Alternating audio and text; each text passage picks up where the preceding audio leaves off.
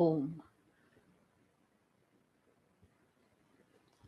परम पूज्य परम आदरणीय स्वामी प्रेमपुरी आश्रम के अधिष्ठात्र देव निरंजन पीठाधीश्वर आचार्य महामंडलेश्वर ब्रह्मलीन स्वामी श्री प्रेमपुरी जी महाराज के अति पावन चरणों में प्रणाम। इस आश्रम के संस्थापक अध्यक्ष महामंडलेश्वर ब्रह्मलीन स्वामी श्री महेश्वरानंद गिरी जी के पावन चरणों में प्रणाम।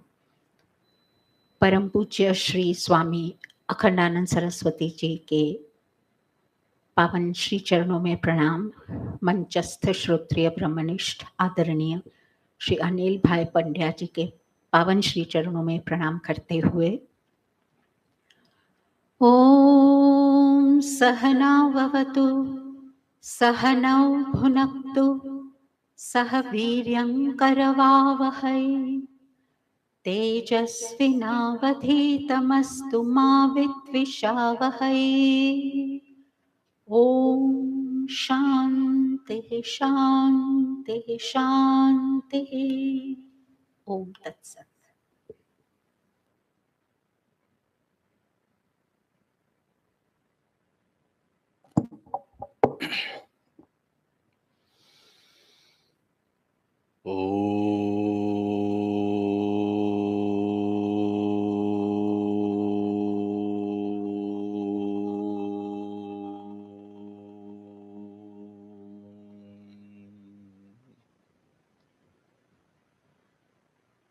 श्री परमात्मने नमः।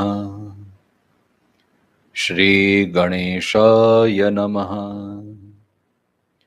श्री सरस्वत्यै नमः। श्री गुरुभ्यो नमः। ओम नमो भगवते वासुदेवाय।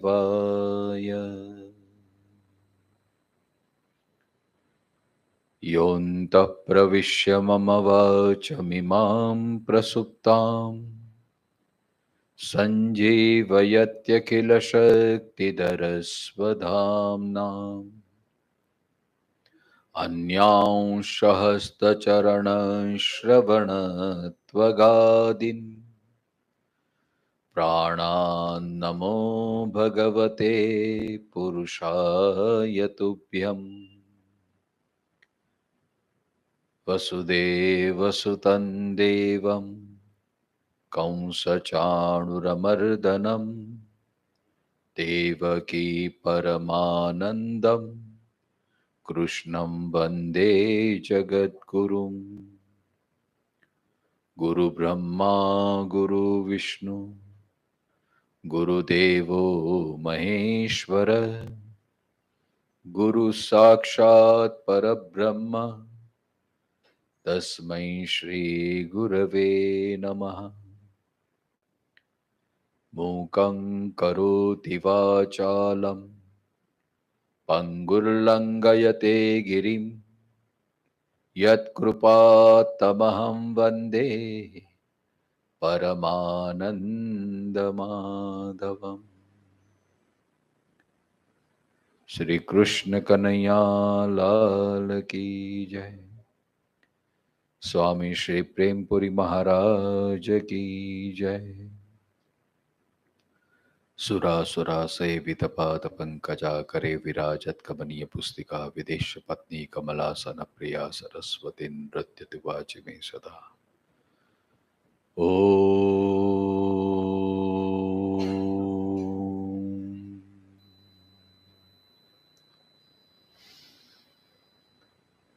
आइए फिर से पुनः एक बार। कल से हम गीता के दूसरे अध्याय के 10वें श्लोक से उसमें चर्चा कर रहे थे। जगत गुरु भगवान शंकराचार्य जी ने इस श्लोक के बाद जो भाष्य किया है वो हमारे बुद्धि में ये स्पष्ट बात हो जाए कि गीता का तात्पर्य क्या है। अर्जुन की स्थिति में है और अर्जुन वो तो एक माध्यम है।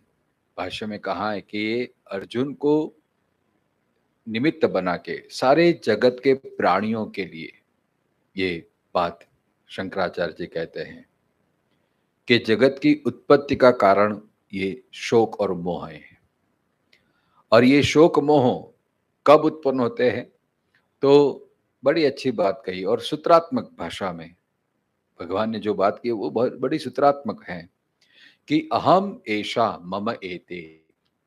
ये जो बात तो है जीव को, तो इससे ये संसार का बीज निर्माण होता है, और फिर ये शोक और मोह उसके कारण, शोक से फिर द्वेष, मोह से आसक्ति, राग, द्वेष, फिर जिसके प्रति मम एषा, ये मेरे हैं और मैं इनका हूं। अब जब मैं इनका हूं तो अधिकार भाव आ जाता है। अधिकार भाव आने के कारण कुछ अपेक्षा बढ़ जाती है। अपेक्षा बढ़ जाने के कारण फिर और इसकी आसक्ति बढ़ जाती है, ऐसा ही होना चाहिए, ऐसा होना चाहिए। और जब उसमें विक्षेप होता है, इसमें कुछ ऐसी त्रुटि आ जाती है, क्योंकि देखो यहाँ पे सबकी प्राधान्यता होती है। आगे शंकराचार्य स्पष्टता करेंगे कि दो प्रकार की निष्ठा है, ज्ञान निष्ठा और कर्म निष्ठा। तो ये संस्कार का बीज जो होता है ना, वो कर्म निष्ठा के आधार पे होता है। जब हम देह भाव में आ जाते हैं, ज्ञान निष्ठा क्या है? जो अशोच्या नन्वशोचस्त्वम प्रज्ञा वादांश भाष से यहां से लेके 33 श्लोकों में वो आत्मनिष्ठा भगवान ने कहा है कि ये आत्मनिष्ठा है, ज्ञान निष्ठा है, सांख्य निष्ठा है, सांख्य बुद्धि जिसको बोलते हैं। और उसके बाद कर्म की बुद्धि बात की है। अब यहां भगवान शंकराचार्य ने ये पूर्व पक्ष का लेके ये भी बात चलाई कि भाई ये जो अहम ऐसा मम एते, ये स्नेह विच्छेदात निमित्त हो आत्मन शोक मोह प्रदर्शित हो, इसका जब बढ़ जाता है, ये मेरा है, मैं इनका हूं, तब शोक और मोह की निवृत्ति उत्पत्ति होती है। और ये किसके कारण होता है? तो कहते हैं कि भ्रांति प्रत्यय निमित्तात्, भ्रांति के कारण हम ऐसा मान लेते हैं कि ये सब मेरा है और शाश्वत रहने वाला है। अब देखो, कभी कभी परिवार में एक सत्य घटना है। अमेरिका के एक दंपति थे, जुआन उनका लड़का था, 19 साल की आयु थी, और वो एक्सीडेंट में मर गया। अब एक ही लड़का है और जीवन में कोई नहीं था, पति पत्नी उनका लड़का। स्वाभाविक है कि माता पिता का ध्यान वो लड़के में ही रहता था। अब जब वो मर गया, उतना आघात लगा उनको, वो बार बार कहते थे, पंडित जी हमारे साथ ही ऐसा क्यों है, ऐसा हुआ, हमने ऐसा क्या कर्म कर दिया था, भगवान ने हमारे, अब सीधे दोषारोपण भगवान पे आ गया भगवान ने ऐसा हमारे साथ क्यों कर दिया। देखो, क्योंकि यहाँ पे ये भ्रांति टूट गई, उनको ऐसा लगा कि ये यही शाश्वत है। ज्ञान मार्ग ये कहता है कि ये संसार है, वो आगे भगवान कहेंगे, गीता में भी आता है कि संसार जो है अपूर्ण है, संसार शाश्वत नहीं रहता है, और उसमें जो भी चार्ज, सारे सृष्टि में जो अपूर्णता ही रहती है, मतलब संबंध में भी अपूर्णता रहती है। अब ये पूरा प्रकृति का कार्य है, लेकिन प्रकृति में जब अहम भाव आ जाता है और मैं करता, मैं भोगता, ये जब आ जाता है, तब सुख दुख का वो फल हमें लगने लगता है। यही तो माया है। ये समझने का प्रयास कीजिए, ये चिंतन का विषय है। इसलिए शंकराचार्य ने यहाँ स्पष्टता कर दी, इसलिए बहुत गहराई से ये 3-4 पन्ने में पूरा भाष्य कर दिया है। अगर इस बात को हम पूरी तरह समझ लेंगे तो आगे फिर अध्याय में हमें भगवान क्या कहते हैं वो जानने में, समझने में थोड़ी आसानी हो जाएगी। 26वां 26 पेज। शोक मोहाभ्याम ही अभिभूत विवेक विज्ञान स्वतः एव क्षात्र धर्मे युद्ध है प्रवृत्त अपि तस्मात् युद्धात् उपरामः।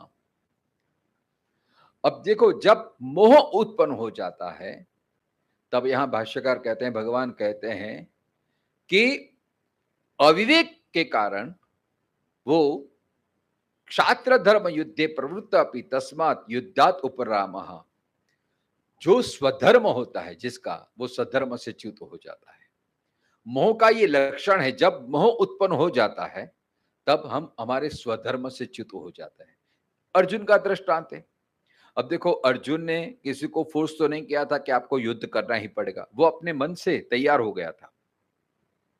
युद्ध की शुरुआत में वो खुद तैयार होकर खड़ा था, लेकिन जैसे सेनयोर्भय मध्ये रथम स्थापयामि च्युत, ऐसा कहा, और जहां नजदीक आके जैसी दृष्टि गई और जैसे मोह उत्पन्न, कृपया आविष्ट, गीता में शब्द का प्रयोजन किया गया है कृपया, कृपा का आवेश जब आ गया और सारी स्थिति बदल गई, पूरा परिवर्तन हो गया।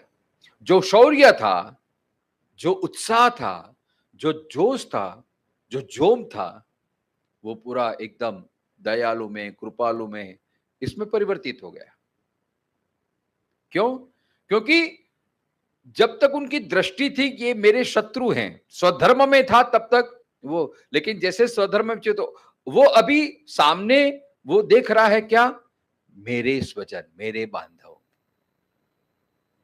देखो, मम एषा, अहम एषा, मम एति, ये सब मेरे हैं। शंकराचार्य जी कहते हैं ना कि कैसे, किस तरह से मेरे, तो गिरा रहे हैं कि राज्य, गुरु, पुत्र, मित्र, सुरत, स्वजन, संबंध, बांधवों के विषय में अर्जुन की ये दृष्टि हो गई, और इसके कारण जो शौर्य था, उनको अभी शत्रु नहीं दिखते हैं, अभी उनको स्वजन देखते हैं, और स्वजन दिखने के कारण मम भाव आ गया, इसलिए वो स्वधर्म से च्युत हो गया। तो मोह का ये परिणाम है कि मोह में हमारे कर्तव्य से च्युत कर देता है। जिसके प्रति मोह होगा, तो मोह वो हमारे स्वधर्म को, हमारी मति को वो ढांक देता है। इसलिए यहां कहते हैं कि अर्जुन स्वयं ही पहले क्षात्र धर्म स्वरूप युद्ध में प्रवृत्त हुआ था, तो भी शोक मोह के द्वारा, विवेक विज्ञान के दब जाने पर उस युद्ध से रुक गया और भिक्षा द्वारा जीवन निर्वाह करने के लिए तैयार हो गया है। तो भाष्यकार कहते हैं कि तथा च सर्व प्राणिनाम शोक मोहादि दोषाम विष्ट चेतसाम स्वभावतः एव स्वधर्म परित्याग प्रतिषिद्ध सेवा च स्यात्। शोक और मोह आदि दोषों से जिनका चित्त गिरा हुआ हो, ऐसे सभी प्राणियों से स्वधर्म का त्याग और निषिद्ध धर्म का सेवन स्वाभाविक हो जाता है। जैसे विनोबा जी का आपने पढ़ा होगा, तो न्यायाधीश का उन्होंने बहुत सुंदर उदाहरण दिया है। एक न्यायाधीश था और उन्होंने ऐसा कायदा रखा कि जो व्यक्ति दूसरे को हत्या करता है तो उसके बदले में उसको मृत्यु का दंड देना चाहिए, और इस न्याय से उन्होंने कई गुनहगारों को ऐसे मृत्यु दंड दिया। लेकिन एक बार ऐसा संजोग हुआ कि खुद का ही लड़का वो गुनहगार बन के उनके सामने आया। अब ये न्यायाधीश को न्याय करना था। अब ये न्यायाधीश बोलता रहे, ये तो बहुत कठोर नियम हो गया है, बहुत कठोर कायदा हो गया, इससे तो गुनहगार को सुधरने का मौका भी नहीं मिलता है, हमें कुछ कम कर देना चाहिए। देखो, जब ये मेरा आया, मेरा बेटा, मेरा ये, तो वो स्वधर्म से च्युत हो गया। इसलिए यहाँ भाष्यकार कहते हैं, प्रकाशभाई बराबर છે ને, આપણે બરાબર ચાલી રહ્યા છે ને સાહેબ? આપણે આમ આ ભાષ્યથી જ આંગળી પકડવાની છે ને, એટલે यहाँ पे हम एक स्वाध्याय की प्रवृत्ति से, अभी यहाँ प्रवचन नहीं हो सकता है तो ये स्वाध्याय की प्रवृत्ति से, आपको कोई भी शंका हो तो पूछ लेना, उसमें कुछ भी है। हाँ हाँ, नहीं नहीं, यही इसीलिए तो ये हम कर रहे हैं, एक एक शब्द को पढ़ के, ये बहुत अच्छा। हाँ जी, हाँ हाँ हाँ तो इस बार प्रकाश भाई ने बोला कि एक एक हम भाष्य के एक एक वो पढ़ेंगे, ये अच्छा है, बहुत अच्छा है, इसके हमारा भी ज्ञान दृढ़ होता है। तो यहां तक हमने देखा था, हाँ, स्वांत सुखाय, बराबर है, क्योंकि बोलना बहुत सरल है, अगर ये श्लोक बोल गया फिर पढ़ लिया तो फिर बोल जाएंगे तो थोड़ा बहुत छूट भी जाता है। लेकिन ये शंकर भाष्य का जो है, उनको हम सिद्धांत के रूप में समझें, तो एक एक शब्द को हम समझने का प्रयत्न करेंगे। तो आप भी आपके पास पुस्तक रखेंगे तो हम पढ़ते जाएंगे। इसका हमारा संस्कृत का ज्ञान भी, हमारे मिता बहन बैठे हैं संस्कृत पढ़ाने के लिए, तो संस्कृत की शुद्धि हो जाएगी। कितने सारे फायदे देखो, संस्कृत का उच्चारण शुद्ध हो जाएगा। कुछ भूल चुके तो मिता बहन हमारे कान पकड़ सकते हैं और उसका अर्थ भी देखने को प्रयत्न करेंगे, क्योंकि हर एक का अलग अलग। तो यहाँ शंकराचार्य जी का क्या मत है, शंकराचार्य की दृष्टि से देखते हैं, वो हम समझने का प्रयत्न करेंगे। तो कल हमने यहां तक देखा था कि तथा च सर्व प्राणिनाम शोक मोहादि दोषा विष्ट चेतसाम स्वभावतः एव स्वधर्म परित्याग प्रतिषिद्ध सेवा च स्यात्। ये स्वाभाविक है, जब मोह आ जाता है तो आदमी अपने कर्तव्य से च्युत हो जाता है। जैसे माँ अपने बेटे को इतना प्रेम करती है, इतना प्रेम करती है, जब फरियाद आती है तो वो सुनती नहीं है। वो भागवत की बात अलग है। गोपियां जब माँ यशोदा के सामने कृष्ण के सब फरियाद करती थी, नरसिंह यशोदा तारा कान ने संभाल, आवड़ी धूम मचावे ब्रजमा, नहीं कोई पूछण हार रे। वो भक्ति का दृष्टिकोण है। लेकिन सांसारिक में आप देखेंगे तो कोई बच्चा अगर बहुत जिद्दी होता है, बहुत सालों बाद आता है, मिन्नतों के बाद आता है, तो इतना वो लाड़ प्यार में गुजरता है, तो उनका दोषारोपण माँ उसको देखती नहीं है। तो ये मोह के कारण वो कर्तव्य से च्युत हो जाते हैं, ये स्वाभाविक है। तो अगर दूसरा पक्ष ये भी है कि स्वधर्म प्रवृत्तानाम अपि तेषाम वांग मनः कायादीनाम प्रवृत्ति ही फलाभि संधि पूर्विका एव साहंकारा च भवति। एक तो ये बात होती है कि अगर शोक और मोह के कारण हम हमारे स्वधर्म से च्युत हो जाते हैं, और कोई लोग अगर अपना स्वधर्म निभाते हैं तो भी दूसरा दोष ये हो जाता है कि स्वधर्म पालन में लगे हुए हो तो भी उनके मन, वाणी और शरीर आदि की प्रवृत्ति फलाकांक्षा पूर्वक और अहंकार सहित भी ही होती है। कुछ अपेक्षा से अगर हम अपना स्वधर्म का पालन बराबर करते हैं तो कुछ अपेक्षा रहती है, भाई बच्चे को अच्छी तरह से पढ़ाएंगे लिखाएंगे तो आगे जाके वो हमारी सेवा करेगा, ये भी एक भाव रहता है। तब हम उनकी पूरी अच्छी तरह से परवरिश करते हैं, अच्छी स्कूल में पढ़ाते हैं, अच्छी जगह उनको ये ध्यान रखते हैं जब तक वो सेटल ना हो जाए तब तक। फिर बाद में वो फल हमारा आकांक्षा पूर्ण हो ना हो तो ऊपर की बात है, लेकिन ये अपेक्षा रहती है कि मेरा बच्चा मेरी सेवा करे, इसके कारण हम उसको बराबर ये करते हैं। ये फल की अपेक्षा से और अहंकार सहित, मैंने मेरे बेटे को पढ़ाया, मैंने मेरे बेटे को संस्कार दिए, मैंने मेरे बेटे को ऐसा कर दिया। अब ये जब दो बात आ जाती है तो वो भी संसार बीज का कारण बन जाता है, मतलब कर्म बीज का कारण बन जाता है, हमारा सुख दुख का कारण बन जाता है। अगर हमारी इच्छा फलीभूत हो गई तो हमें सुख की प्राप्ति हो जाएगी।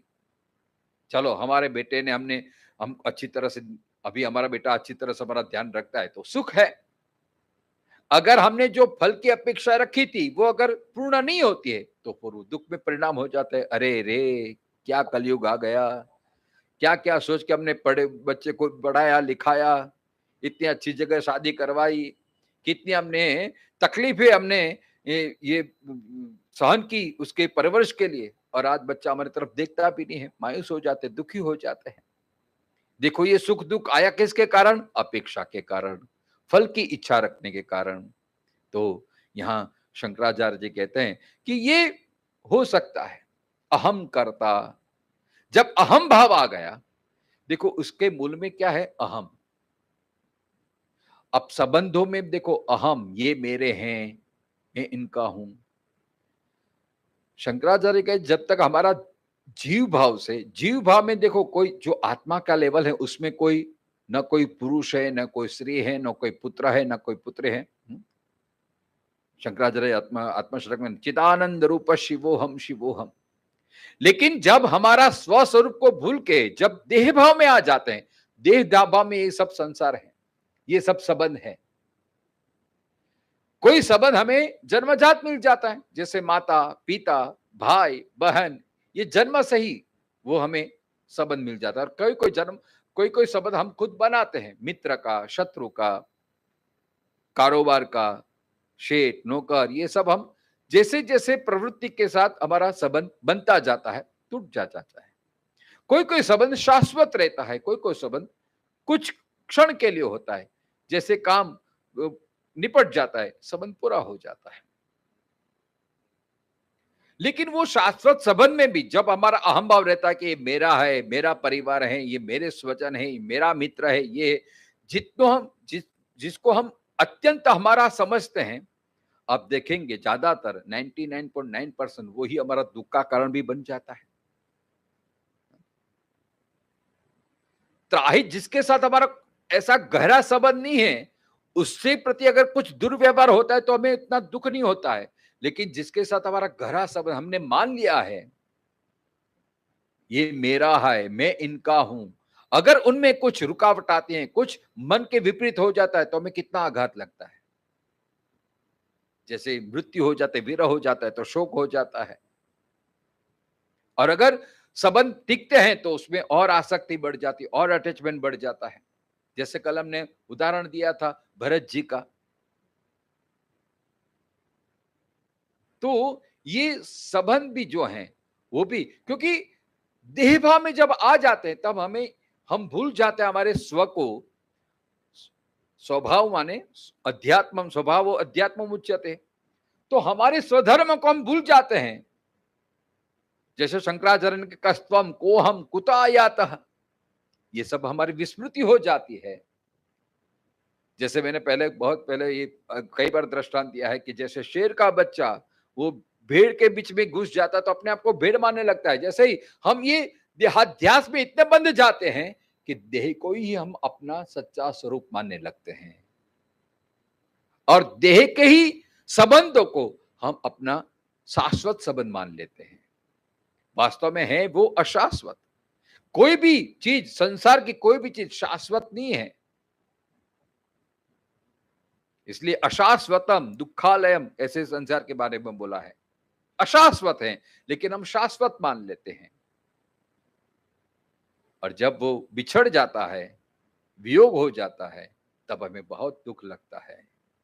मेरी चीज, मेरा आदमी चला गया, मेरा ये चला गया, और वही बंधन का कारण बन जाता है। वास्तव में बंधन और मुक्ति तो सिर्फ दृष्टि मात्र का फर्क है, आप देखने चाहें तो। ये बंधन अविद्या से आता है, भ्रांति कहां से? अविद्या से आती है। अविद्या माने क्या? जो हम अपनी विस्मृति खो बैठे हैं वही तो अविद्या है। और अविद्या का नाश कब होगा? साधारण जब तक विद्या की प्राप्ति नहीं है तब तक। जैसे अंधकार को दूर करने का प्रयास क्या करेंगे? एक प्रकाश की बस थोड़ी एक दीप जला दो तो अंधकार अपने आप चला जाएगा। जैसे ही विद्या प्राप्त हो गई, जिसको आत्मज्ञान प्राप्त हो गया, उसके लिए संसार तत्क्षण वो बंधन से मुक्त हो जाता है। लेकिन ये ज्ञान प्राप्ति के लिए भी बहुनाम जन्मनाम अन्ते, बहुत सालों की वो साधना हो जाती है। लेकिन जब तक ये ज्ञान की प्राप्ति नहीं तब तक ये भ्रांति बनी रहती है, और यही संसार का बीज फलता फूलता रहता है। राग द्वेष ममत्व मेरा, और जब मेरा में अहम भाव बढ़ जाता है, और जब मेरा और मैं इनका हूं ऐसा होने लगता है, तो साथ में अहंकार भी, अहम भाव बढ़ जाता है, जिम्मेदारी बढ़ जाती, अधिकार भाव आ जाता है। देखो ये सब एक के पीछे दूसरे लग जाते हैं। फिर भेद बुद्धि भी होते हैं, ये पराये हैं। अपनों के प्रति राग बढ़ता है, दूसरों के प्रति द्वेष बढ़ता है। ये सब श्रृंखला है। जैसे 15वें अध्याय में भगवान ने वृक्ष कहते हैं विषय प्रवालहा, ऐसे ये अलग अलग प्रवाल माने एक ऊपर निकलती रहती है। अहम कर्ता, अहम भोक्ता, तो जब तक अहम भाव है तो ये संसार की निवृत्ति हो ही नहीं सकती है। इसलिए पुनरपि जननम पुनरपि मरणम पुनरपि जननी जठरे शयनम, ये रहेगा ही। तो अब स्वधर्म के लिए कोई ऐसे अहम भाव करके, फलासक्ति करके वो अपना स्वधर्म निभाता है, तो उनको दो प्रकार का सुख की भी प्राप्ति होगी और दुख की भी प्राप्ति होगी। जैसे इस संसार में कोई स्वर्ग प्राप्ति के लिए भी कर्म करता है, ये सकाम कर्म करते हो, कर्म का अच्छा भी फल होता है, बुरा भी फल होता है, तो सुख दुख रूपी उनको फल भुगतते रहना पड़ता है। तत्र एव सति धर्मा धर्मोपचयात इष्टा अनिष्ट जन्म सुख दुख संप्राप्ति लक्षण संसार अनुपरतो भवति इत्यतः संसार बीजभूतौ शोक मोहो। बस ऐसा होने से पाप पुण्य दोनों बढ़ते रहने के कारण अच्छे बुरे जन्म और सुख दुखों की प्राप्ति रूप संसार निवृत्त नहीं हो पाता। अतः शोक और मोह यह दोनों संसार के बीज रूप हैं। हमें अपने आप से पूछना चाहिए कि हमें किस चीज में ज्यादा मोह है। मोह आसक्ति, अब उसको आप कोई भी शब्द हम उनको प्रेम का रूप दे देते हैं, नहीं मुझे इनके प्रति प्रेम है, ये है। तो अगर हमें कोई चीज अच्छी लगती है और ऐसा लगता है कि इसके बिना मेरा जीवन अधूरा है, तो समझ लेना कि हमारी ये संसार यात्रा भी लंबी और चलने वाली है। और जिस क्षण में लगे कि सब कुछ है लेकिन अभी किसी चीज में मोह नहीं है, अभी किसी चीज में है, सब है, ठीक है, भगवान की कृपा है, तब आप समझ लीजिए कि अभी आप संसार से और अब किनारे आ गए हैं आप। तो ये बात भगवान कहते हैं कि ये संसार का बीज रूप में शोक और मोह यह निरंतर रहता ही है। अच्छी चीज प्राप्त हो जाती है तो उसके प्रति मोह होता है कि वो हमेशा मेरे पास रहे, हमेशा बनी रहे। जैसे कल हमने भरत जी का चरित्र देखो, भरत जी ने सब कुछ त्याग दिया लेकिन हरण के बच्चे में इतना मोहित हो गए, फिर उसके प्रति उनकी आसक्ति बढ़ गई, फिर इसका चिंतन बढ़ गया। जिसके प्रति मोह होता है तो उसके प्रति हम आकर्षित हो जाते हैं। तयोः च सर्वकर्म संन्यास पूर्वकात् आत्मज्ञानात् न अन्यतो निवृत्तिः इति तदुपदिक्षुः सर्वलोकान् अनुग्रहार्थम अर्जुन निमित्तम कृत्य आह भगवान वासुदेव अशोच्यान इत्यादि। तो इन दोनों की निवृत्ति मतलब शोक और मोह, ये दोनों की निवृत्ति सर्वकर्म संन्यास पूर्वक आत्मज्ञान के अतिरिक्त अन्य उपाय से नहीं हो सकती। भाष्यकार ने स्पष्ट कर दिया कि अगर आपको शोक और मोह की निवृत्ति करनी है तो उसके लिए एक ही मात्र साधन है। कौन सा साधन? आत्मज्ञान। और वो भी कैसा? संन्यास, कर्म संन्यास, सर्व कर्म संन्यास पूर्वक आत्मज्ञान की प्राप्ति। सर्व कर्म संन्यास माने संन्यास की परिभाषा गीता में कह दी है, काम्यानाम कर्मणाम न्यासम संन्यासम कवयेत्। जो काम्य कर्म मतलब जब तक आपकी कुछ चाह है संसार के प्रति, जब तक आपकी कुछ इच्छा है संसार के प्रति, जब तक आपको कुछ बनने की चाह है, कुछ करने की चाह है, तब तक ये संसार का बीज नष्ट नहीं होने वाला है। इसलिए गीता आगे भगवान कहेंगे शीतल प्रज्ञ के लक्षण में, प्रजाति यदा कामान सर्वान पार्थ मनोगता। जब तक कामना का बीज है तब तक ये संसार वृक्ष शोक मोह सुख दुख हर्ष लाभ ये सब द्वंद्वों से आपको गुजरना ही पड़ेगा। अगर इससे बचना है तो एकमात्र साधन है आत्मज्ञान।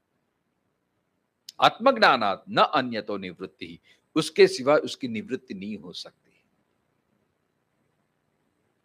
और आत्मज्ञान मतलब जब तक हमने ये ज्ञान सुनते सुनते, इसलिए तो वेदांत को श्रुति कहते हैं। श्रुति माने जो श्रवण के द्वारा, श्रवण के द्वारा ये जब तक बुद्धि में दृढ़ न हो जाए कि मैं शरीर नहीं हूं, मैं आत्मा हूं, मैं परमात्मा का अंश हूं, ममैवांशो जीवलोके जीवभूत सनातन अमृतस्य पुत्र, ये जो उपनिषद के सूत्र हैं, ये जब तक दृढ़ भाव नहीं हो जाता तब तक ये हमारी आसक्ति मिट नहीं सकती। तो क्या आत्मज्ञान प्राप्ति होने के बाद हम सारे संसार से निवृत्त हो जाएंगे, फिर हमें भगवा लेके हिमालय में जाने चले जाना है या अपना खुद एक आश्रम बना लेना? नहीं, ऐसा नहीं है। आत्मज्ञान प्राप्त होने के बाद आप शोक और मोह से बचे रहेंगे। अच्छा, आत्मज्ञान प्राप्त हो गया तो फिर क्या सब संबंधों को तोड़ देना है? नहीं, संबंध को तोड़ना नहीं है, लेकिन अपने आप अपनी आसक्ति मिट जाती है। देखो ये जो है ना, ये अहम एषा मम एते, ये मेरे हैं और मैं इनका हूं। अब जब मैं इनका हूं, ये तो श्रेष्ठ बात है, चलो मैं इनका हूं, तो उनमें जिम्मेदारी जिम्मेदार जो भी चीज हमको पाना है तो सबसे पहले समर्पण भाव आना चाहिए। इसलिए अहम एषा, मैं इनका हूं, ये पहला आया है। जैसे अगर विद्या की प्राप्ति करनी है तो विद्या को आपको समर्पित होना चाहिए। आपको ज्ञान की प्राप्ति करने के लिए तो आपको ज्ञान में आपको गुरु के शरण में तद विद्धि प्रणिपातेन परिप्रश्नेन सेवया, अपने आप को समर्पित करना पड़ता है, शरणागत करना पड़ता है। अगर संगीत की साधना करनी पड़ती है तो पहला संगीत को आपको समर्पित करना, आप उसमें जितना डूब जाएंगे, जितने समर्पण हो जाएगा, तब संगीत आप में प्रवेश करेगा। ये बात आप समझ सकते हैं कि नहीं व्यवहार में? तो ज्ञान की प्राप्ति माने जो हमारा भ्रम था, हमें क्या लगता है मैं इनका हूं, मतलब इनके होने के कारण मुझे सुख मिलेगा, मुझे शांति मिलेगी, मुझे प्रसन्नता मिलेगी, मुझे संतोष मिलेगा। ये जो हमारा भ्रम है वो टूट जाता है। जब तक ज्ञान की प्राप्ति नहीं, तब तक हमें ऐसा ही लगता है नहीं, इससे ही मुझे सुख मिलेगा, यही मेरी दुनिया है, यही मेरा संसार है। लेकिन हम भूल जाते हैं, अगर हम देह की दृष्टि से बात करें कि जो हमको देह प्राप्त हुआ है वो कर्म के हिसाब से प्राप्त हुआ है, और सबके कर्म अलग अलग होते हैं, सबका प्रारब्ध अलग अलग होता है, इसलिए सबकी विचारधारा भी अलग अलग होती है। अब प्रारब्धवशात जो हमें संबंध मिले हैं, अब यहां आत्मज्ञान प्राप्त होने से ऐसा नहीं है कि हमें कर्म से च्युत होना है। हमें हमारा कर्म तो मतलब हमारा कर्तव्य जो है, हमारा स्वधर्म है, हमें निभाना है। मतलब अगर हम पिता बने हैं, संबंध की दृष्टि से हम अगर मैं पिता हूं तो पिता का जो श्रेष्ठ धर्म है वो मुझे अच्छी तरह से निभाना है। लेकिन ज्ञान प्राप्ति से हमें यह प्राप्त हो जाता है कि बदले में मुझे अपेक्षा नहीं रखनी कि पुत्र से मुझे, पुत्र के संबंध से मुझे ये सुख होना चाहिए, वो मेरी सेवा करे। ये अगर हम बंद हो जाए वो ज्ञान का लक्षण है। अन्यथा एक भ्रांति हो जाएगी कि नहीं ये सब नश्वर हैं, ये सब संबंध मिथ्या हैं, ये जगत मिथ्या है, तो फिर संबंध क्या काम का, तो जड़त्व आ जाएगा। फिर ये भी नहीं होना चाहिए, क्योंकि यही सबको भ्रांति हो जाती है। अगर सब मिथ्या है, सब भ्रम है, तो फिर संबंध ही क्यों रखना है, फिर ये बात आ जाती है। फिर तो हम पशुवत हो जाएंगे। फिर ऐसा नहीं होना चाहिए। संबंध में क्या होता है कि हम अधिकार रखते हैं, हम अपेक्षा रखते हैं, लेकिन जब ज्ञान का उदय होता है तो हम हमारा कर्तव्य निभाता है। एक पिता की दृष्टि से, एक माता की दृष्टि से हमें हमारा कर्तव्य बराबर निभाना है और बदले में कुछ अपेक्षा नहीं रखनी है। यही ज्ञान मार्ग है। लेकिन हमारा उल्टा होता है, हम अपेक्षा पूरे पूरे रखते हैं और हमारा कर्तव्य में हम कभी कभी च्युत हो जाते हैं, और इसी में संबंध में कभी कभी तिराड़ भी आ जाती है। और जितनी गहराई होगी संबंध में, आत्मीयता होगी, ममत्व होगा, उतना ही ज्यादा दुख होगा ना। अर्जुन को भी ये स्वजन है, उसके लिए तो ज्यादा, अब तक इतने सारे युद्ध किए, अर्जुन को कभी ऐसा मोह उत्पन्न नहीं हुआ है। और मोह के कारण कितनी अच्छी अच्छी वो भाषा बोल रहा है, शास्त्र की भाषा बोल रहा है। और लोगों इसमें अर्जुन ने कहां झूठ बोला, कितनी अच्छी बात, अहिंसा की बात कर रहा है बेचारा, सन्यास की बात कर रहा है, और भगवान कैसे हैं इतने निष्ठुर, इतनी कठोर, और बलात् उसको युद्ध में जोतते हैं। लेकिन भगवान अपने कर्तव्य को, जो अपना कर्तव्य है, जो हमें देह प्राप्त हुआ है, जो स्थिति में है, उसमें श्रेष्ठ में श्रेष्ठ क्या करना है। योग कर्म सुकौशलम, योग कर्म मतलब जो हमारा कर्तव्य है वो श्रेष्ठ से श्रेष्ठ करना है। अगर हम पिता हैं तो श्रेष्ठ पिता बन के दिखाए, अगर हम बिजनेस करते हैं श्रेष्ठ में श्रेष्ठ बिजनेस करें। लेकिन ये भाव ध्यान रखें कि ये सब अशाश्वत में, कुछ शाश्वत नहीं है, सब पिछड़ने वाले हैं। नहीं तो फिर एक कवि ने बहुत, हमदम ही दुख देने में माहिर होते हैं। जो अपने को दुख होता है ना, पराये का इतना दुख नहीं लगता है। लेकिन ये ज्ञान मार्ग हो गया तो विवेक जागृत हो जाएगा, फिर आपको शोक मोह से आप मुक्त हो जाएंगे। फिर अगर बेटे ने अपना कर्तव्य बराबर निभाया तो भगवान की कृपा हो गई, उसमें मोह नहीं होगा, भगवान की कृपा आपको दिखेगी। और अगर नहीं किया तो आपको शोक भी नहीं होगा, जैसी भगवान की इच्छा। तो ये ज्ञान मार्ग है। तो इसलिए भगवान कहते हैं कि आत्मज्ञानात् न अन्यतो निवृत्ति ही, आत्मज्ञान से ही शोक और मोह की निवृत्ति हो सकती है। जब तक आत्मज्ञान नहीं हुआ है, जब तक ज्ञान की प्राप्ति नहीं होती है, तब तक ये संसार हमें श्रेष्ठ लगता है, संसार ही हमें सर्व गुण संपन्न लगने लगता है। और जैसे ज्ञान की प्राप्ति होती है तो संसार हमें फिर अपने आप मिथ्या लगने लगता है। तारा प्रेम नो प्रसाद में तो चाख्यो जगत बतु खारुति से। तो जब तक प्रभु की आत्मा की अनुभूति नहीं होती, जब तक ईश्वर की अनुभूति नहीं होती, तब तक ये संसार है, संसार, ये नाटक। शेक्सपियर बोलता है ना कि सारी सृष्टि एक नाटक है। तो कभी कॉमेडी का पात्र, कभी दुख का पात्र, कभी ये, कभी शेठ, कभी गरीब, कभी अच्छा, कभी बुरा, ये सब चलता रहता है। आत्मज्ञानात् न अन्यतो निवृत्ति इति तदुपदिदक्षुः सर्वलोकान अनुग्रहार्थम अर्जुन निमित्त कृत्य आह भगवान वासुदेव। तो ये अज्ञान की निवृत्ति के लिए, ज्ञान प्राप्ति के लिए भगवान ने अर्जुन को निमित्त बनाकर अशोच्यान इत्यादि यहां से प्रारंभ किया है ज्ञान देना। अब यहां भाष्यकार ने पूर्व पक्ष बना के शंका उत्पन्न की है। शंकराचार्य जी कहते हैं कि तत्र केचित आहु, मतलब कोई कोई ऐसा, टीकाकार कहते हैं, क्या कहते हैं कि सर्व कर्म संन्यास पूर्वकात आत्मज्ञान निष्ठा मात्रात एव केवलात कैवल्यम न प्राप्यते एव। अब कोई कोई भाष्यकार, कोई पूर्व पक्ष ऐसा कहता है कि शंकराचार्य जी आप बोलते हैं कि केवल ज्ञान प्राप्ति से ही ये मोह और शोक की निवृत्ति होगी, ये बात सही नहीं है। क्यों? किंतु किन तरहि अग्निहोत्रादि श्रौत स्मार्त कर्म सहितात ज्ञानात् कैवल्य प्राप्ति इति सर्वासु गीतासु निश्चित अर्थ इति। क्योंकि गीता में सिर्फ ज्ञान की बात नहीं है, कर्म की भी बात आती है। श्रौत स्मार्त कर्मों सहित ज्ञान से मोक्ष की प्राप्ति होती है। मतलब केवल ज्ञान से मोक्ष नहीं होता है, मुक्ति नहीं होती है, शोक मोह की निवृत्ति नहीं होती है केवल ज्ञान से, कर्म भी करना पड़ेगा उसके लिए। तो कर्म और ज्ञान के समन्वय से शोक और मोह की निवृत्ति होगी, ऐसा शंकराचार्य जी कहते हैं। कि ऐसे पूर्व पक्ष का कोई कोई का ऐसा, विद्वानों का, संतों का, आचार्यों का ऐसा भी मत है। और उसमें उन्होंने उदाहरण भी दिए हैं गीता के ही शब्दों से। ज्ञापकम च आहु अस्य अर्थस्य, इस अर्थ में प्रमाण भी बताते हैं। जैसे चेत्वविमं धर्म्यं संग्रामम न करिष्यसि, अथ चेत्वविमं धर्म्यं संग्रामम न करिष्यसि, दूसरे अध्याय के 33वां श्लोक है।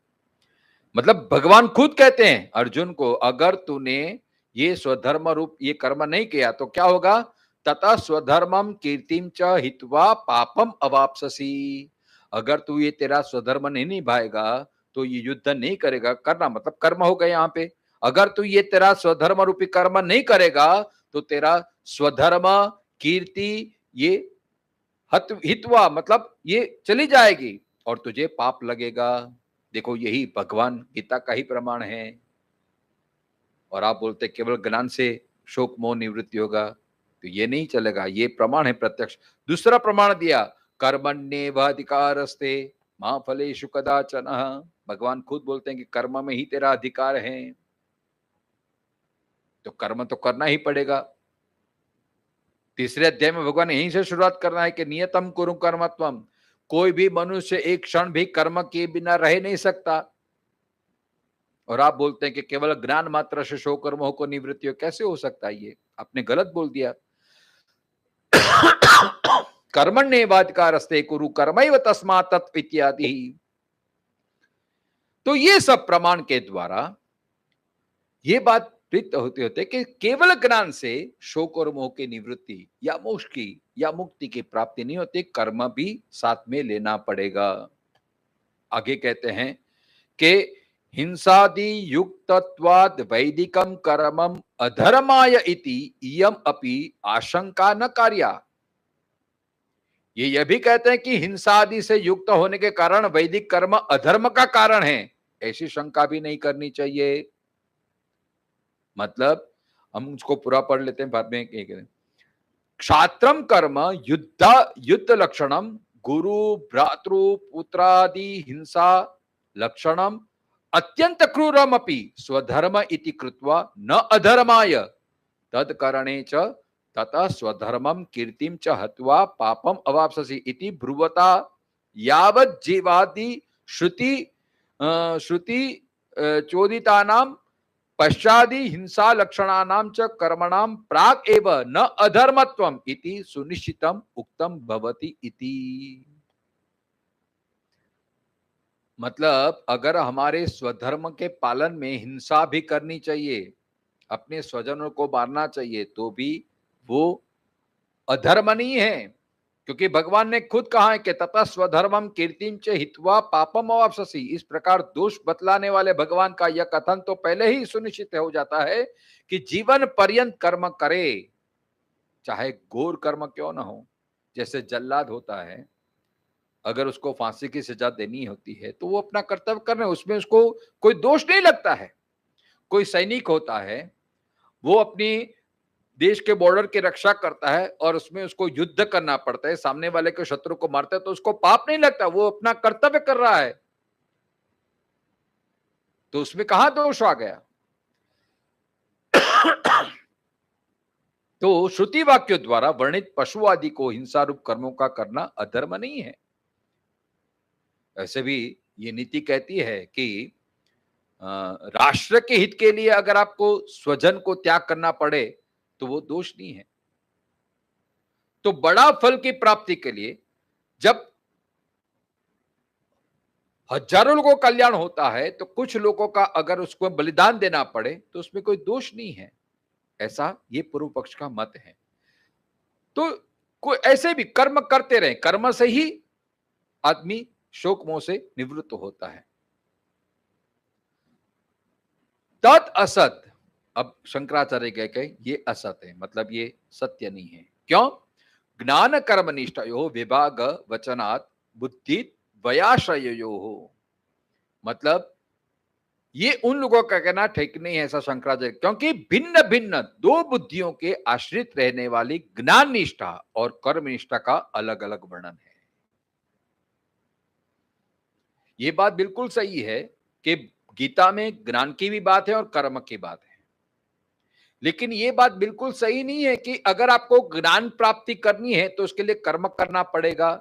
ये गलत है, क्योंकि दो प्रकार की निष्ठा है और उसके लिए अलग अलग बुद्धि। मतलब या तो आप देखो, एक होता है सर्व भाव, मतलब सब कुछ, बुद्धि में सब कुछ तो भूसा हो जाता है, लेकिन ज्ञान मार्ग ऐसा नहीं है। हाँ, क्रम मार्ग हो सकता है, धीरे धीरे आप कर्म से शुद्ध होके फिर ज्ञान में चले आते हैं, लेकिन ज्ञान और कर्म दोनों साथ में रहना ये वेदांत, ये शंकराचार्य को मान्य नहीं है। फॉर एग्जाम्पल, जैसे ज्ञान और कर्म दो अलग अलग चीज है।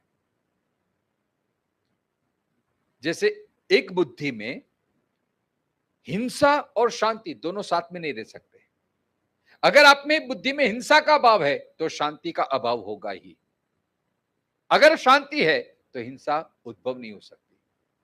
मतलब एक बुद्धि में एक ही निष्ठा रहेगी, आप समझ सकते हैं। अगर बहुत सारा भाव तो फिर वो मल्टीपल पर्सनैलिटी जिसको बोलते हैं कोई के मनुष्य का ऐसा स्वभाव होता है, कभी एकदम शांत और एक क्षण के बाद कुछ हुआ तो तुरंत ब्ला ब्ला ब्ला ब्ला ब्ला हो जाता है। लेकिन एक साथ वो गुस्सा और शांति दोनों एक साथ तो संभव ही नहीं है। हो सकता है अगर आप क्रोध में हैं, इसका मतलब आपको अभी शांति नहीं है। शांति का अभाव ही क्रोध है। और जब आप शांत भाव में हैं, तो इसका मतलब क्रोध का अभाव है। दोनों साथ में रहना अशक्य ही है। इसलिए भगवान कहते हैं कि ज्ञान और कर्म दो अलग अलग रास्ते हैं, क्योंकि भिन्न भिन्न दो बुद्धियों के आश्रित रहने वाली ज्ञान निष्ठा और कर्म निष्ठा का अलग अलग वर्णन है। हाँ, भगवान ने दो रास्ते बताए हैं। इसलिए दूसरे अध्याय में ही आगे भगवान कहते हैं कि एक ज्ञान निष्ठा है और योगी के कर्म के लिए योग निष्ठा है। क्यों? क्योंकि अशोच्यान इत्यादि नाम भगवता यावत स्वधर्मम अपि चावीक्ष इति एतत् अंतेन ग्रंथेन यत् परमार्थात् आत्मतत्व निरूपणम कृतम तत्सांख्यम। अब अशोचन मतलब अगले श्लोक से जो भगवान कहेंगे, अशोच्यानन व शोचस्त्वम प्रज्ञा बादांश भाससे गतासुन अगतासुंश नानुशोचन्ति पंडिता। ये 11वां श्लोक से लेके यहाँ का स्वधर्म विचावेक्ष, यहां तक जो बात कही है भगवान ने, जिस परमार्थ आत्म तत्व का निरूपण किया है, वह सांख्य है, वह वेदांत है, वह ज्ञान है। और तद विषयक जो बुद्धि है, अर्थात आत्मा में जो परमार्थ आत्म निरूपणम कृतम तत् सांख्यम, तद विषय बुद्धि आत्मनो जन्मादि षड विक्रिया भावात अकर्ता आत्मा इति प्रकरणार्थम निरूपणात् या जायते सा सांख्य बुद्धि ही सा येषाम ज्ञानी नाम उचिता भवति ते सांख्या। मतलब इसमें जो बात की आत्मा के लेवल में, वहां पे आत्मा को जन्म नहीं होता है, मृत्यु नहीं होता है, षड विकारों से वो मुक्त होता है। अस्ति जायते वर्धते विपरिणीमते अने नश्यति, ये सब शरीर के लक्षण है, आत्मा के लक्षण नहीं है। न जायते म्रियते वा कदाचित, तो ये सब आत्मा के लक्षण है, ये शरीर के लक्षण नहीं है। तो ये सब बातें हैं, वो सांख्य बुद्धि है, वो ज्ञान बुद्धि है। वह जिन ज्ञानियों के लिए उचित होती है, वो उसके अधिकारी हैं, वे सांख्य योगी हैं। मतलब ये बात जिसको समझ में आ गई, अयम आत्मा अहम चिदानंद रूप शिवोहम, ये सांख्य बुद्धि है। अगर ये बात आ गई तो उसको फिर कर्म में जाने की आवश्यकता नहीं है। हाँ, जब तक ये ज्ञान दृढ़ नहीं होता तब कर्म करके करके करके अपनी आत्मा, जो कर्म है वो अंतःकरण शुद्धि के लिए है। शंकराचार्य जी का ऐसा मत है, और ऐसे उपनिषदों में कई प्रमाण हैं। तो जब ज्ञान की प्राप्ति हो गई और जो उनके अधिकारी हैं, वो सांख्य योगी हैं। एतस्या बुद्धे जन्मनः प्राक आत्मनो देहादि व्यतिरिक्त कर्तृत्व भोक्तात्व अद्यपेक्षो धर्म अधर्म विवेक पूर्वको मोक्ष साधनानुष्ठान निरूपण लक्षणों योग तद विषय बुद्धि योग बुद्धि सा येषाम कर्मिणाम उचिता भवति ते योगिनः। अब भगवान कर्म की बात करते हैं, योग की मतलब इस उपयुक्त बुद्धि के उत्पन्न होने से पहले पहले आत्मा का देहादि से पृथकपन, कर्तापन और भोक्तापन मानने की अपेक्षा रखने वाला जो धर्म अधर्म के विवेक से युक्त मार्ग है, मोक्ष साधनों का अनुष्ठान करने के लिए चेष्टा करना ही जिसका स्वरूप है, उसका नाम योग है। और तद विषयक जो बुद्धि है, वह योग बुद्धि है। वह जिन कर्मियों के लिए उचित होती है, जो उसके अधिकार है, वह योगी है। मतलब जिसका जिसका अधिकार, मतलब आपको जिसमें रुचि हो। शंकराचार्य यहां स्पष्ट है, ज्ञान मार्ग अलग है और कर्म मार्ग अलग, क्योंकि कर्म में कर्ता होता है और ज्ञान में तो अकर्ता होता है। देखो यहां पे पूरा फर्क पड़ गया कि नहीं? कर्म प्रवृत्ति मार्ग है और ज्ञान निवृत्ति मार्ग है। कितना विरोधाभास है, आप उनका समय में नहीं कर सकते। मतलब दोनों ही बिल्कुल भिन्न मार्ग हैं। जब तक अहम करता है, मैं करने वाला हूं, अहम तो अहम भी भोक्ता हो जाएगा। अब ज्ञान मार्ग में तो अहम की ही निवृत्ति हो जाती है। करता परता मैं करता नहीं हूं, सब ब्रह्म ही है, सर्वम खलिदम ब्रह्म, तो मैं भी ब्रह्म का ही हूं, ये सब प्रकृति ही कर रही है। गुणा गुणेषु वर्तन्ते, आगे भगवान कहेंगे, ये सब प्रकृति ही कार्य है। तो उसमें मैं कहां बीच में आ गया? जहां मैं बीच में आ, तभी तो ये सब गड़बड़ हो जाती है। जो को सुख दुख की अनुभूति कब आती है? जब ममत्व बुद्धि अहम भाव आ जाता है, तभी तो। शरीर मैं नहीं हूं, लेकिन जब हम शरीर को ही मैं मानने लगते हैं, तो शरीर के सारे गुण धर्म को हम अपने पे आरोपित कर लेते हैं। मैं सुखी, मैं दुखी, मैं विद्वान, मैं अज्ञानी, मैं बूढ़ा, मैं जवान। लेकिन जो मैं है उसमें कोई फर्क नहीं। लेकिन ये जो जवान, बूढ़ा, ज्ञानी, सुखी, दुखी, ये सब शरीर के गुण धर्म है, आत्मा के तो कोई गुण धर्म ही नहीं है। तो जहां ज्ञान मार्ग है वहां तो शोक नहीं है, मोह नहीं है, केवल आनंद ही आनंद है। सच्चिदानंद रूपाय, वहां तो परम शांति है, मुक्ति है, सब कुछ वहां तो साक्षी भाव ही है।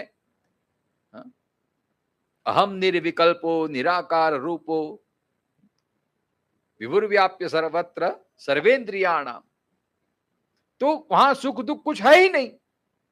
सुख दुख कब आता है? जब अहम भाव में आ जाते हैं, तभी सुख, तो तभी तो संसार है। जब अहम भाव निकल गया तो संसार है ही नहीं सब, फिर तो ये सब प्रकृति है सब, और प्रकृति का कार्य प्रकृति करते रहते हैं, यही तो भाव है।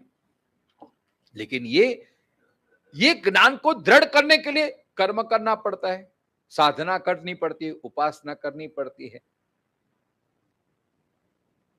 तो कर्म एक क्रम मार्ग है, इसलिए ज्ञान को दृढ़ करने के लिए पहले कर्म, लेकिन कर्म के द्वारा अपने ज्ञान को प्राप्त कर लिया। ये जब अनुभव में आ गया, अनुभूति होने लगी, अपरोक्षानुभूति होने लगी, फिर कर्म गौण बन जाता है, फिर वो तो निवृत्ति अपने आप आ जाते, फिर उसके लिए फिर कर्म करने की आवश्यकता नहीं है।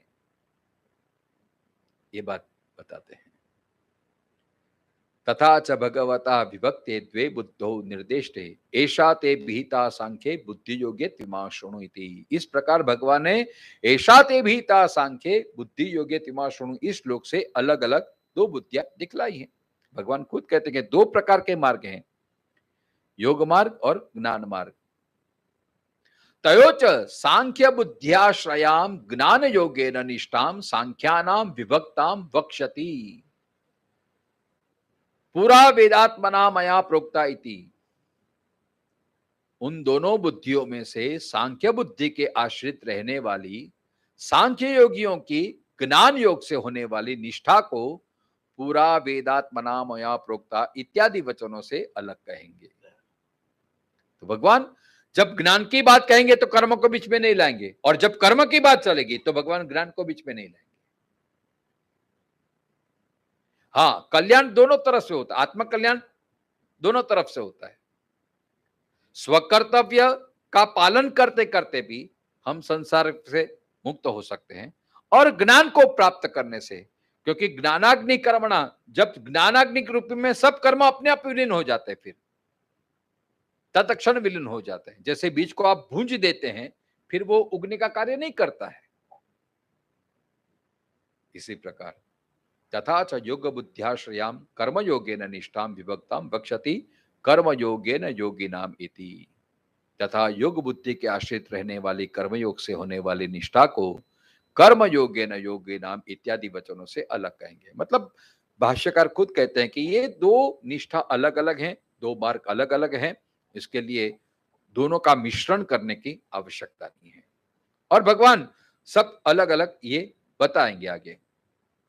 एवं सांख्य बुद्धि योग बुद्धि च आश्रित्य द्वे निष्ठे विभक्ते भगवता एव उक्ते ज्ञान कर्मणो कर्तृत्व अकर्तृत्व अनेकत्व बुद्ध्याश्रयो एक पुरुषाश्रवयात्व संभवम पश्यता। भाष्यकार कहते हैं कि कर्तापन अकर्तापन और एकता अनेकता जैसी भिन्न भिन्न बुद्धि के आश्रित रहने वाले जो ज्ञान और कर्म हैं, उन दोनों का एक पुरुष में होना असंभव मानने वाले भगवान ने ही स्वयं उपयुक्त प्रकार से सांख्य बुद्धि और योग बुद्धि का आश्रय लेकर अलग अलग दो निष्ठाएं कही हैं। मतलब આપણે કહીએ ને ગુજરાત દૂધમાં ને દહીંમાં બંનેમાં પગ રાખો નહીં, दोनों नहीं, या तो आप कर्म मार्ग से आप आगे बढ़े या ज्ञान मार्ग से आगे बढ़े, लेकिन दोनों का मिश्रण कभी नहीं हो सकता, क्योंकि कर्म में कर्तापन होगा, अहम कर्ता अहम भोक्ता, और ज्ञान में तो कर्ता का ही लोप हो जाता है। इसलिए दो निष्ठाएं कहेंगे हैं। तथा एतद विभाग वचनम तथैव दर्शितम शातपथी ये ब्राह्मणे। अब शतपथ ब्राह्मण में भी ये दो अलग अलग निष्ठाओं का वर्णन किया है, ऐसा भगवान कहते हैं। कैसे? तो अतमेव प्रव्राजिनो लोकमिच्छन्तो ब्रह्मणः प्रव्रजन्ति। इस आत्मलोक को ही चाहने वाले वैराग्यशील ब्राह्मण संन्यास लेते हैं। मतलब जिसको आत्मनिष्ठा दृढ़ हो गई, जिसको आत्मानुभूति हो गई, वो संन्यास मार्ग में चले जाते हैं, वो उस मार्ग को पसंद करते हैं। इस प्रकार सर्वकर्म संन्यास का विधान करके उसी वाक्य के शेष वाक्य से कहा कि जैसे इति सर्वकर्म संन्यास विद्या तच्छेषेण किम प्रजया करिष्यामो येषाम नो अयमात्मा यम लोकः। जिन हम लोगों का यह आत्मा ही लोक है, वे हम संतति से क्या सिद्ध करेंगे। मतलब जब आत्मा ही सब कुछ है तो संतति से हमें क्या सिद्ध होगा। तत्र एवच, फिर आगे वहां पे कहते हैं, प्राग तारा परिग्रहात पुरुष आत्मा प्राकृतो धर्म जिज्ञासोत्तर कालम लोकत्रय साधनम पुत्रम द्विप्रकारम च वित्तम मानुषम देवम च तत्र मानुषम वित्तम कर्म रूपम पितृलोक प्राप्ति साधनम विद्यांच दैवम वित्तम देवलोक प्राप्ति साधनम सो अकामयत।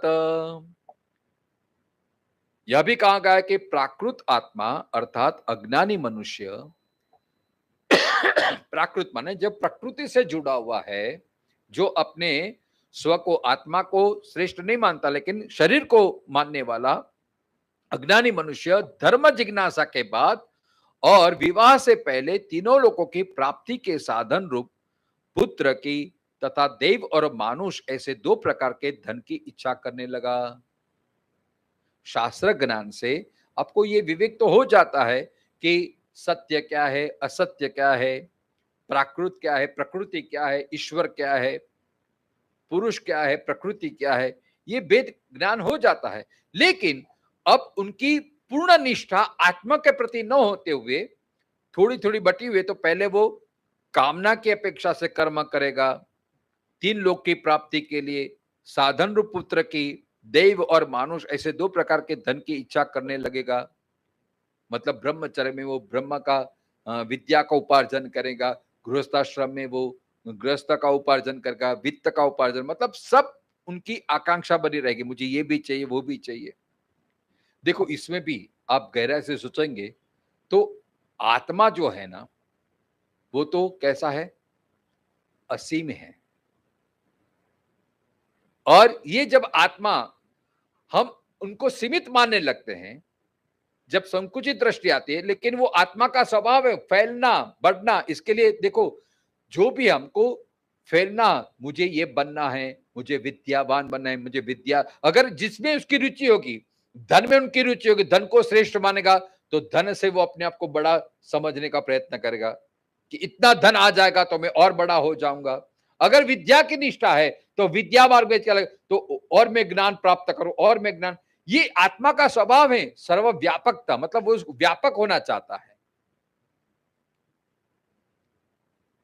इसको हम सफलता की मनुष्य जीवन तो कुछ हम करें भी करें, क्योंकि ये आत्मा का स्वभाव है असीमता, सब जगह फैलना। इसलिए हमारे ये स्वभाव बन जाता है, मुझे ये करना है, मुझे ये पाना है, मुझे वो करना है। और जब तक नहीं होता तब मैं अशांति अपूर्णता का अनुभव, अरे मैंने कुछ नहीं किया, अभी कुछ नहीं, मैंने कुछ नहीं पाया। आत्मा है वो फैलना चाहता है, तो इसलिए ये सब कामना अपने आप इच्छा होने लगती है, धन की इच्छा होती है। तो मानुष और देव, इनमें पितृलोक की प्राप्ति का साधन रूप कर्म तो मानुष धर्म है, और देवलोक की प्राप्ति का साधन रूप विद्या देव धन है। तो पहले वो कर्तव्य कर्म करता है, फिर बाद में जैसे वर्णाश्रम व्यवस्था आती है ना, ब्रह्मचर्य, गृहस्थ, वानप्रस्थ और फिर संन्यास्त, जैसे जैसे उनकी अवस्था बदलती है फिर वो दैव मतलब साधन विद्या को भी वो अर्चन करना चाहता है। इस तरह उपयुक्त श्रुति में अविद्या और कामना वाले पुरुष के लिए ही श्रौत आदि संपूर्ण कर्म बताए गए हैं। मतलब ये क्रम मुक्ति, धीरे धीरे धीरे आप एक एक सीढ़ी चढ़ के, लेकिन जिसको पहले से ही ज्ञान की प्राप्ति होगी फिर उसको ये सीढ़ी चढ़ने की आवश्यकता नहीं है। आप 10वें माले पे पहुंच गए तो उसका मतलब ना वापस 7वें माले पे आए, तीसरे माले पे आए। अंतिम लक्ष्य तो ज्ञान प्राप्ति ही है, कैवल्य प्राप्ति है। वो ज्ञान के द्वारा जिसको प्राप्त हो गया तो फिर ये मार्ग में जाने की आवश्यकता नहीं है। ये सब बातें हैं। समय हो गया है, कल शेष और चर्चा करेंगे। आइए नमस्कार। पूर्णमिदं पूर्णात् पूर्णमुदच्यते पूर्णस्य पूर्णमादाय पूर्णमेवावशिष्यते। ओम शांति शांति शांति।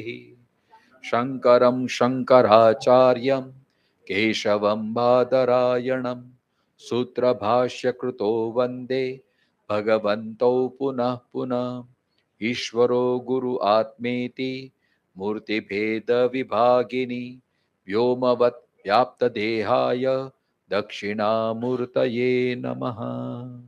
ओम शांति शांति शांति।